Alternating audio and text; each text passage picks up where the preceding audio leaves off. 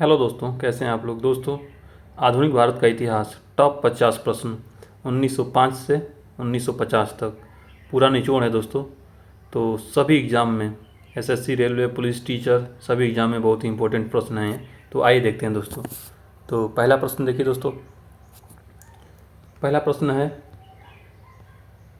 भारत में सबसे पहले आने वाले और अंत में जाने वाले यूरोपीय कौन थे। तो देखिए दोस्तों, भारत में सबसे पहले आने वाले और सबसे बाद में जाने वाले यूरोपीय पुर्तगाली थे।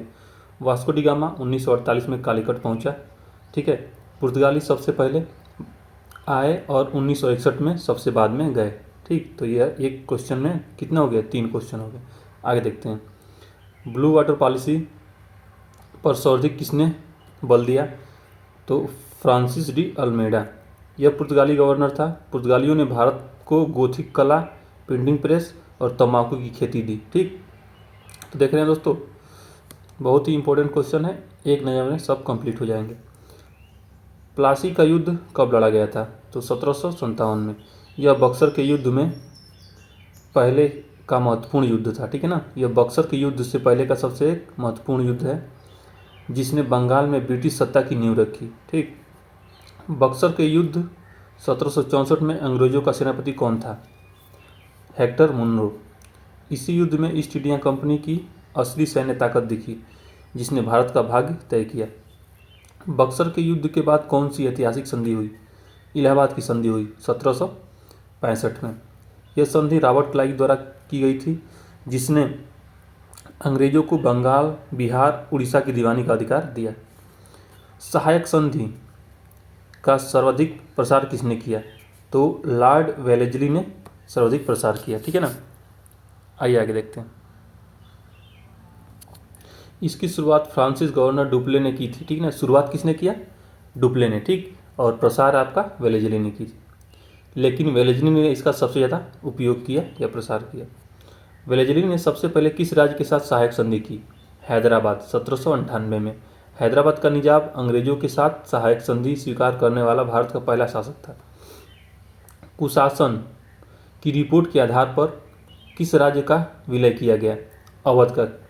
यह विलय जेम्स आउटरम की रिपोर्ट के आधार पर लॉर्ड वेलेस्ली ने की थी। ठीक है ना, किसने किया था, लॉर्ड डलहौजी द्वारा किया गया था। ठीक है, किसके रिपोर्ट के आधार पर, आउटरम की रिपोर्ट के आधार पर। ठीक है, लॉर्ड डलहौजी ने किया था। आगे देखते हैं। डलहौजी की व्यक्तिगत सिद्धांत नीति का पहला शिकार कौन था। सतारा 1848। इसे हड़प नीति भी कहते हैं। इसके तहत झांसी का विलय गोद निषेध प्रथा के आधार पर हुआ। ठीक है ना, झांसी का विलय किसके आधार पर, गोद निषेध प्रथा के आधार पर हड़पा गया। ठीक है, 1857 की क्रांति में अवध का नेतृत्व किसने किया। तो बेगम हजरत महल। ठीक है, अवध के जबरन विलय के कारण इन्होंने 1857 के विद्रोह में अंग्रेजों के खिलाफ मोर्चा संभाला। आगे देखते हैं। बंगाल के पहले गवर्नर कौन थे। तो रॉबर्ट क्लाइव। इन्होंने ही इलाहाबाद की संधि की थी। ठीक, और बंगाल में द्वैध शासन लागू किया था। बंगाल के पहले गवर्नर जनरल कौन थे, वारेन हेस्टिंग। रेगुलेटिंग एक्ट के तहत बंगाल के गवर्नर को पदोन्नत कर गवर्नर जनरल बना दिया गया था। भारत के पहले गवर्नर जनरल कौन थे, Lord William Bentinck. Charter act के तहत इन्हें पूरे भारत का गवर्नर जनरल बनाया गया। इन्हीं के समय सती प्रथा का अंत हुआ। भारत के पहले वायसराय कौन थे, लॉर्ड कैनिंग। 1857 की क्रांति इन्हीं के समय हुई थी, जिसके बाद सत्ता सीधे ब्रिटिश क्राउन के पास गई और पद वायसराय कहलाया। ठीक है ना, तो क्या समझ में आया। पांचवा आपका है, पहले विधि आयोग के अध्यक्ष कौन थे, लॉर्ड मैकाले। इस आयोग का गठन विलियम बेंटिंक के समय किया गया था। मैकाले ने भारतीय शिक्षा पर भी गहरी चोट की थी। आगे देखते हैं। स्थायी बंदोबस्त व्यवस्था किसने लागू की थी, लॉर्ड कॉर्नवालिस। इसे जमींदारी व्यवस्था भी कहा जाता है, जो मुख्य रूप से बंगाल के इलाके में लागू की थी। ठीक है, रैयतवाड़ी व्यवस्था किसके द्वारा शुरू की गई थी, रीड और मुनरो। यह दक्षिण भारत में लागू की गई थी। इस व्यवस्था में बिचौलियों को पूरी तरह से हटा दिया गया था। ठीक, महलवाड़ी व्यवस्था के जनक कौन थे, लॉर्ड मैकेंजी। ठीक है, हॉल्ट मैकेंजी सॉरी। इस व्यवस्था में पूरे गांव महल के साथ कर वसूलने का संयुक्त समझौता किया गया था। ठीक, तो महलवाड़ी मैकेंजी, रैयतवाड़ी रीड मुनरो, स्थायी बंदोबस्त कॉर्नवालिस। ठीक, रैयतवाड़ी व्यवस्था में कर टैक्स का सीधा भुगतान कौन करता था? किसान रैयत। रैयत का अर्थ किसान होता है। इसमें जमींदारों की भूमिका समाप्त, सीधा किसानों से संपर्क किया जाता है। ठीक है ना। रैयतवाड़ी का अर्थ क्या होता है? किसान होता है, मतलब इसमें जमींदारी की भूमिका समाप्त हो गई थी, किसानों से सीधे। जमींदारों का किस राजस्व व्यवस्था में मुख्य नियंत्रण था? तो देखिए दोस्तों, स्थायी बंदोबस्त। इसमें जमींदार किसानों से कर वसूल कर एक निश्चित हिस्सा अंग्रेजों को जमा करते थे। ठीक है, स्थायी बंदोबस्त में। तो दोस्तों इम्पोर्टेंट क्वेश्चन है, देखते रहिए, आगे देखते हैं। ये देखिए, वर्नाकुलर प्रेस एक्ट 1878 में किसके समय आया था? लॉर्ड लिटन के समय। ठीक है, यह भारतीय समाचार पत्रों का गला घोटने वाला कानून था। लिटन को आवेदन मेरिडिथ भी कहा जाता है। ठीक है, ओवन मेरिडिथ भी कहा जाता है। ये क्वेश्चन आते हैं दोस्तों। भारतीय समाचार पत्रों का मुक्तिदाता किसे कहते हैं? चार्ल्स मैककॉफ। इन्होंने प्रेस पर लगे प्रतिबंधों को पूरी तरह से हटा दिया, इसलिए इन्हें यह उपाधि दी गई थी। ठीक है, वुड डिस्पैच 1854 का संबंध किससे है? शिक्षा से है। यह लॉर्ड डलहौजी के समय आया था। ठीक, और इसे भारतीय शिक्षा का मैग्ना कार्टा कहा जाता है। भारत में पहली बार जनगणना का प्रारंभ किसके काल में हुआ था? Lord Mayo 1872। ठीक है, यह भारत की पहली अनौपचारिक जनगणना थी। ठीक है, दशकीय आधार पर नियमित जनगणना कब शुरू हुई? Lord Ripon 1881। लॉर्ड रिपन के समय में 10 साल से जनगणना की नियमित शुरुआत हुई, जो आज तक जारी है। भारत में स्थानीय स्वशासन का जनक किसे कहा? ठीक है, किसे माना जाता है? लॉर्ड रिपन को। इन्होंने नगर पालिकाओं, पंचायतों की आधुनिक नींव रखी थी, जिससे जमीनी स्तर पर सत्ता का विकेंद्रीकरण हुआ। ठीक है, ये क्या हो गया दोस्तों, आगे देखते हैं।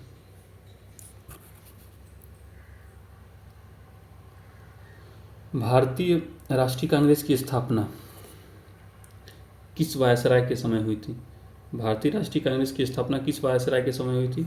लॉर्ड रिपन 1854 के समय। ठीक है, 1885 में, सॉरी 1885, लॉर्ड डफरिन के समय। कहा जाता है कि कांग्रेस डफरिन के मस्तिष्क की उपज थी। ठीक, भारतीय राष्ट्रीय कांग्रेस की स्थापना किसने की थी? एओ हुम। ठीक है, यह एक सेवानिवृत्त ब्रिटिश अधिकारी थे। डफरिन वायसराय था। ठीक है, पर वास्तविक संस्थापक ह्यूम थे। भारतीय पुरातत्व सर्वेक्षण विभाग ASI की स्थापना किसके कार्यकाल में हुई थी? तो लॉर्ड कर्जन 1904 में। प्राचीन स्मारकों के संरक्षण, इतिहास की खोज के लिए यह महत्वपूर्ण विभाग स्थापित किया गया था। ठीक है, भारतीय पुरातत्व सर्वेक्षण विभाग ASI, archaeological survey of India. देखिए, बंगाल विभाजन 1905 की घोषणा किस वायसराय ने की? Lord Curzon. इसकी तिथि 16 अक्टूबर 1905 तय की गई थी। इसी दिन पूरे बंगाल में शोक दिवस और रक्षाबंधन मनाया गया। ठीक है, आगे देखते हैं। स्वदेशी आंदोलन में विदेशी वस्तुओं का बहिष्कार कब शुरू हुआ? तो 7 अगस्त 1905 से शुरू हुआ। इसी के याद में 7 अगस्त को हैंडलूम डे मनाया जाता है। ठीक है, कांग्रेस का विभाजन नरम दल और गरम दल किस अधिवेशन में हुआ था? तो ये सूरत अधिवेशन 1907। इस अधिवेशन की अध्यक्षता रास बिहारी घोष ने की थी। इसे इतिहास में सूरत स्प्लिट कहते हैं। ठीक है, भारत में सांप्रदायिक निर्वाचन प्रणाली किस एक्ट से शुरू हुई? पार्लियामेंट्री सुधार 1909। इसके तहत अंग्रेजों ने फूट डालो और राज करो की नीति के तहत मुस्लिमों के लिए अलग निर्वाचन क्षेत्र की व्यवस्था की। ठीक है, 1916 के ऐतिहासिक लखनऊ अधिवेशन की अध्यक्षता किसने की थी? अंबिका चरण मजूमदार। इस अधिवेशन में नरम दल गरम दल का पैचअप हुआ। ठीक है, मतलब मिल गए, और कांग्रेस मुस्लिम लीग के बीच ऐतिहासिक समझौता हुआ। आगे देखते हैं। महात्मा गांधी का भारत में पहला सत्याग्रह कौन सा है? चंपारण सत्याग्रह। ठीक है, 1917। यह बिहार में नील की खेती तीन कठिया प्रणाली के विरोध में किसानों के हक में किया गया था। ठीक, आगे देखते हैं। ना अपील ना दलील का काला कानून किससे कहा जाता है? रावलेट एक्ट को। इसके तहत अंग्रेजों को किसी भी भारतीय को बिना मुकदमे के सीधे जेल में डालने का क्रूर अधिकार मिल गया था। ठीक है, आगे देखते हैं।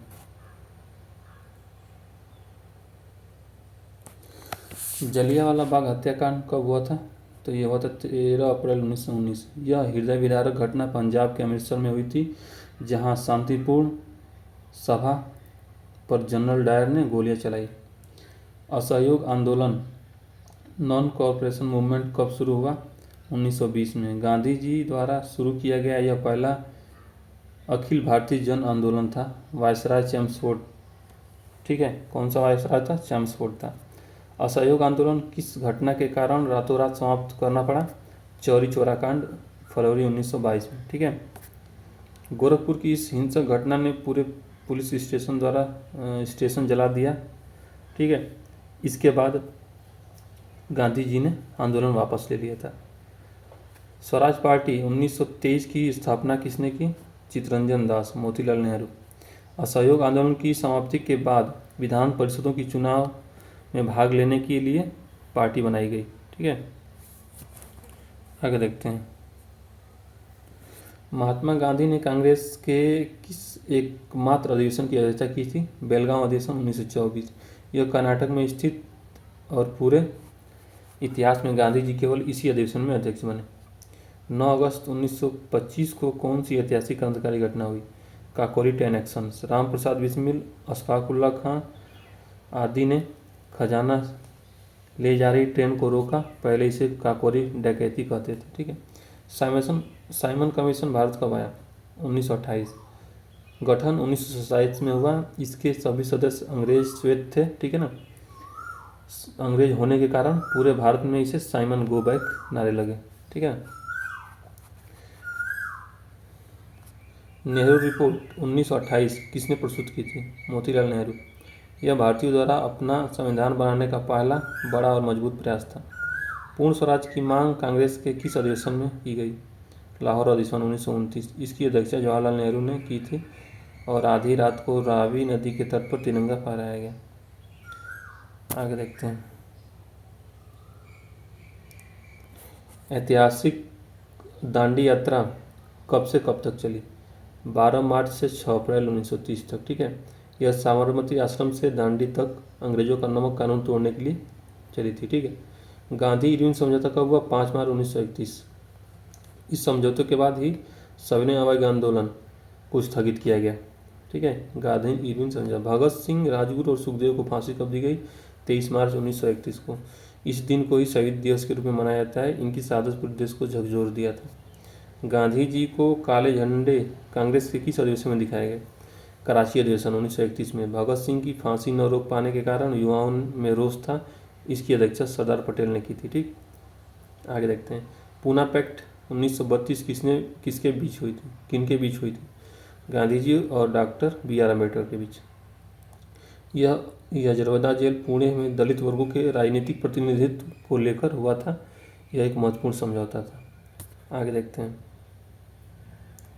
अंग्रेजों का अगस्त प्रस्ताव कब आया? ठीक है ना, तो 1940 में।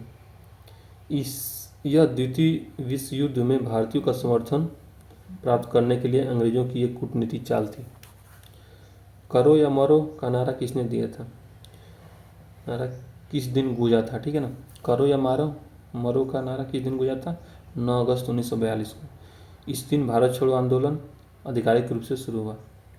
कैबिनेट मिशन भारत कब आया? मार्च 1946।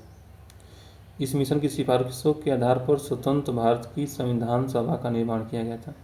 माउंटबेटन योजना की घोषणा कब हुई? तो 3 जून 1947 को। इसे 3 जून प्लान भी कहा जाता है, जिसमें भारत और पाकिस्तान के विभाजन की अंतिम रूपरेखा तय की गई थी। ठीक है, भारतीय स्वतंत्रता अधिनियम कब पारित हुआ? 18 जुलाई 1947। इस अधिनियम को ब्रिटिश संसद से मंजूरी मिली, जिसके आधार पर 15 अगस्त 1947 को भारत आज़ाद हुआ। ठीक है, किस अधिनियम के तहत, भारतीय स्वतंत्रता अधिनियम के तहत, ठीक है ना। आगे देखते हैं। गांधी जी के भारत लौटने के याद में कौन सा दिवस मनाया जाता है? प्रवासी भारतीय दिवस 9 जनवरी को। 9 जनवरी 1915 को गांधी जी दक्षिण अफ्रीका से हमेशा के लिए भारत लौटे थे। संविधान सभा की पहली बैठक कब हुई थी? 9 दिसंबर 1946 को। डॉक्टर सच्चिदानंद सिन्हा इस सभा के पहले अस्थायी अध्यक्ष चुने गए थे। प्रस्तावना संविधान सभा में किसने और कब रखी थी? प्रस्तावना संविधान सभा में किसने और कब रखी थी? जवाहरलाल नेहरू ने 13 दिसंबर 1946 को। यही उद्देश्य प्रस्ताव आगे चलकर भारतीय संविधान की आत्मा यानी प्रस्तावना बना, ठीक है ना। उद्देश्य प्रस्ताव, ठीक है, आगे चलकर क्या बना? प्रस्तावना बना। भारतीय संविधान कब पूरी तरह बनकर तैयार हुआ? तो 26 नवंबर 1949 को। इसीलिए 26 नवंबर को भारत में संविधान दिवस के रूप में मनाया जाता है। भारतीय संविधान को पूरे देश में लागू कब किया गया? 26 जनवरी 1950। ये 26 नवंबर है दोस्तों, 26 जनवरी 1950। संविधान 26 नवंबर को तैयार हुआ, लेकिन 1930 के पूर्ण स्वराज दिन को सम्मान देने के लिए 26 जनवरी को लागू किया गया, ठीक है ना। 26 जनवरी 1950 संविधान 26 नवंबर को तैयार हुआ था बनकर, लेकिन 1930 के पूर्ण स्वराज दिन को सम्मान देने के लिए 26 जनवरी को लागू किया गया था, ठीक है। आगे देखते हैं। असहयोग आंदोलन 1920 के समय भारत का वायसराय कौन था? Lord Chelmsford. इन्हीं के समय चैम्सफोर्ड, मैंटेन्यू चैम्सफोर्ड सुधार 1919 और जलियांवाला बाग हत्याकांड की कांड भी हुआ था, ठीक है ना, चैम्सफोर्ड के समय।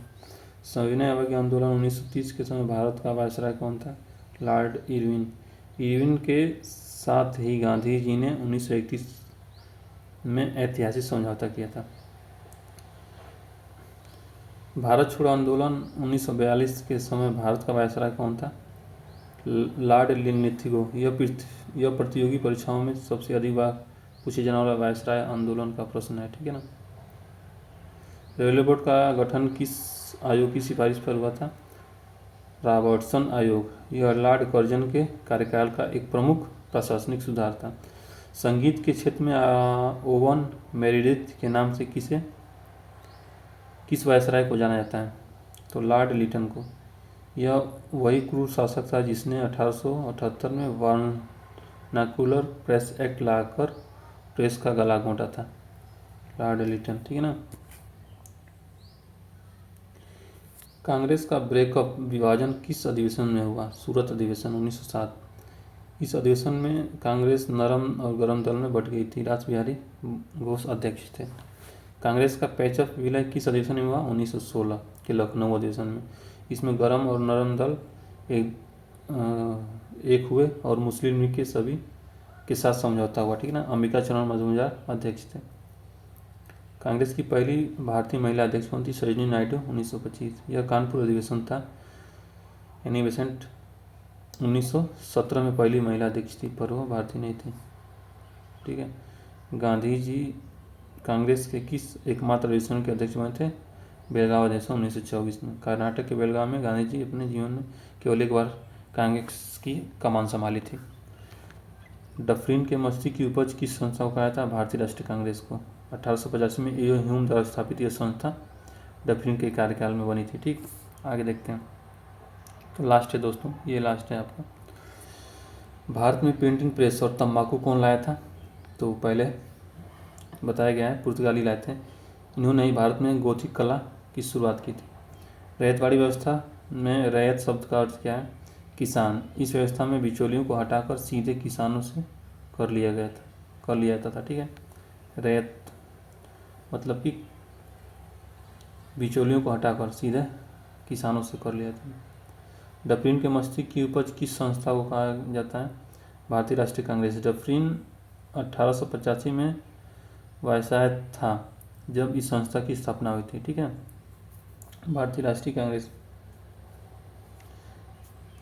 1857 की क्रांति के समय वायसराय गवर्नर जनरल कौन थे?